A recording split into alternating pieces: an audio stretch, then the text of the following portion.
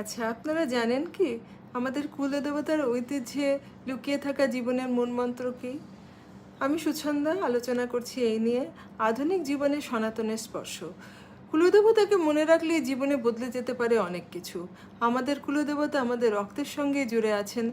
যেমন বলা হয়, যতক্ষণ না কুলদেবতা অনুমতি দেন ততক্ষণ যমরাজও সে মানুষকে ছুঁতে পারে না। আমরা আজকাল এত আধুনিক হয়ে গেছি যে নিজেদের কুলদেবতার নামও ভুলতে বসেছি।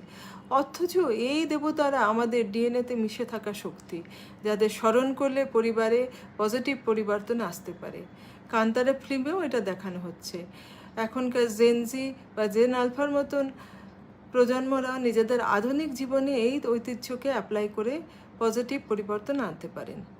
আজকের কান্তারার মতো ফিল্মে যেমন কুলদেবতার ঐতিহ্য উঠে আসছে, তেমনি জেনজি বা জেন আলফার প্রজন্মরাও জিন্স টি শার্ট পরি এগুলো জীবনে প্রয়োগ করে দেখতে পারেন। কারণ এই জিনগত শক্তি আমাদের পরিবারের মধ্যেই মিশে আছে। তাই অন্তত বছরে একবার নিয়ম করে কুলদেবতার মন্দিরে যাওয়া, অন্তত দিনে একবার তাকে স্মরণ করা, এইগুলো করলেই আপনি দেখতে পারবেন যে আপনার জীবনে এবং আপনার পরিবারে ধীরে ধীরে কত পজিটিভ পরিবর্তন আসতে চলেছে। এইটুকু করলেই সনাতনের শিকড় কখনো আমাদের জীবন থেকে মুছে যাবে না। আপনি যদি আপনার কুলদেবতার নাম জানেন তাহলে নিচে কমেন্ট বক্সে লিখুন।